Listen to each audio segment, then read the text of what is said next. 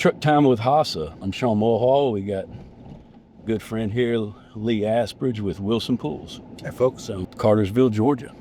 Nice little town north of Atlanta, about 45 miles, 50 miles? Yeah, probably 30 miles to 45 minutes for sure. 2 hours, depending on what time it is. On traffic. Yeah. Lee, why don't you tell us a little bit of how Wilson Pools became Wilson Pools and how you became with Wilson Pools? Yeah, so my father-in-law started it in Michigan in 1966, and my mother-in-law didn't like Michigan winters, so they moved down to Georgia in, I don't know, early 70s. They were in Bartow County by 72. A long time to be in. We were younger folks then. We were young. We were very young. And I married his daughter in 1992. I was a commercial roof consultant at the time. In 93, my father-in-law met over a beer and talked about if I had a place in this company. So that was 93. Here we are, 32 years later. Wow. I actually dug my first pool when I was 7 because my dad decided, Frankfort, Illinois, decided he was going to put an above-ground pool in, and he put a shovel in my hands. I'm having flashbacks to Encino Man. Kind of like that, yeah. Did you dig up like any artifacts or Yeah. any cavemen? It's a classic right there. That is awesome. Yeah. Their dad said, if you dig the pool, we'll build one. It's kind of like that. Yeah. They went to work. You said 30, how many more years? 32 years I've been in it, yeah. Lucky enough to marry Doug Wilson's son. That's a daughter. Yeah. That's exactly right. Wonderful. Lucky enough to be under Doug's tutelage for a lot of years. He was a classic crusty old pool builder, so you learn to not have any feelings. Yeah, that's smart, right? Oh, he was the best. Yep, for sure. Best. R.I.P. Doug Wilson. So, yeah. I know you've taken the business or grown it, I believe, since then, and maybe not. I know y'all weren't retail back then, I don't think. No, we weren't. Yeah. We weren't retail. We weren't service-centric back then. We're mainly construction, renovation. One of the first projects he gave me was to build the service side of it. So, that was in the 90s. We built it up to about 35 pools then. We didn't open our retail really until 2012, real close to where our current store is now. Yeah, and I still run construction, all the ugly stuff out of our warehouse in good old Pine Log, Georgia. Do you think Cartersville's small? We have a suburb of Cartersville, Pine Log, yeah.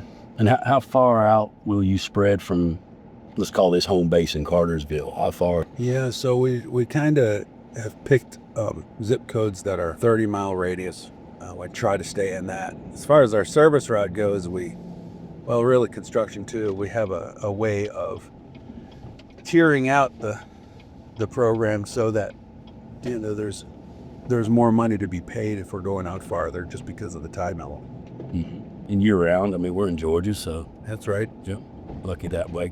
We are lucky that way. Compared to Michigan, maybe, where Doug had come from.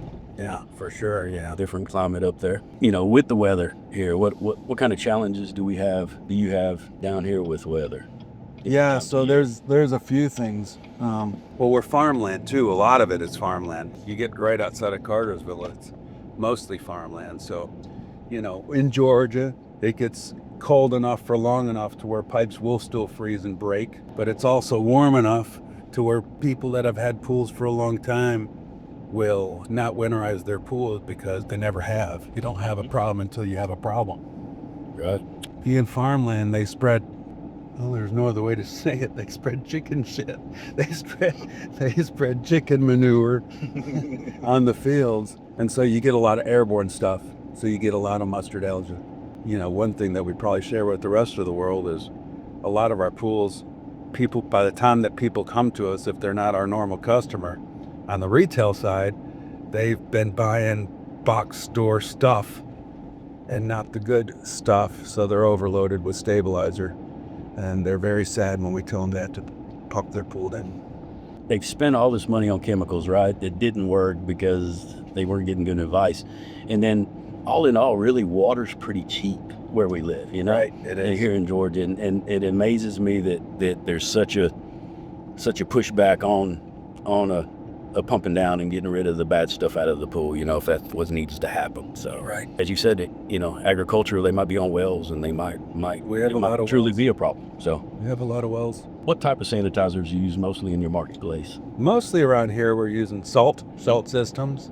I don't recommend salt with above ground pools. You control phosphates, you use enzymes. I like to use things that minimize chlorine usage, and there's a lot of products out there that do it. Yes. We actually might even make a few of those. You might, and we might use a few of those. Yeah.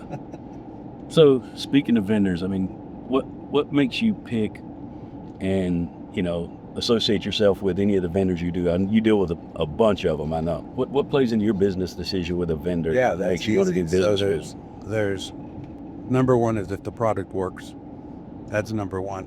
Number two is what kind of support the product comes with, right? Meaning the team that's selling the product to us, are they available? That's huge, whether it's hardware or chemistry. Now, number three, cost. But that's the third thing, because if the product's effective, well, you save money in the end. And I know you got an office in the office, but is this your mobile office? You spend a lot of time in this truck? I spend a lot of time in the truck, and it is my mobile office for sure. But, with the digital age, like I used to carry a printer in my truck, and I used to have a desk in my truck. And now that everything is digital, well, that's less important. It's kind of a nice place to be in life. Part of that's just having key people in place. Our crew, our staff is really good at what they do, and that makes a whole lot of difference. I love what I do too, and the staff around me makes the job a lot easier and a lot more enjoyable as well. So, It's night and day, and it comes down to that culture, right? what keeps the company together or breaks it apart? And customers, clients, they can see it. They can see if you got a toxic culture or if you got a authentic culture,